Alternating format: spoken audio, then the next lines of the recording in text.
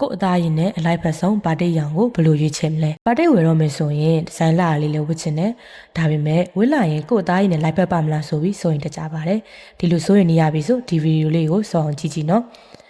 အသားဖြူဝင်သူလေးတွေကပန်းနုရောင်အပြာနုရောင်ပါတလေးတွေဝတ်မယ်ဆိုရင်ပိုပြီးနှုတ်ပြစီမှာဖြစ်ပြီးအနီရင်ရင်ဒါမှမဟုတ်ညာစင်းရောင်လိုအယောင်တောက်တောက်လေးတွေဝတ်မယ်ဆိုရင်တော့အသားရည်ကိုပိုပြီးထင်းနေဖြစ်စေပါတယ်မျိုးကြောလေးတွေကတော့ခရမ်းရင်ရောင်ပန်းခရမ်းရောင်အပြာရင်ရောင်ပါတလေးတွေဝတ်မယ်ဆိုလူကြားတဲ့ထင်းနေဖြစ်နေမှာပါရှင်ကိုသားရည်နဲ့အလိုက်ဖက်ဆုံးပါတိတ်အစင်ဆန်းလေးတွေကိုစိတ်ကြရွေးချယ်ခြင်းတော့ခင်မျိုးမုံကိုတတိရလိုက်ပါ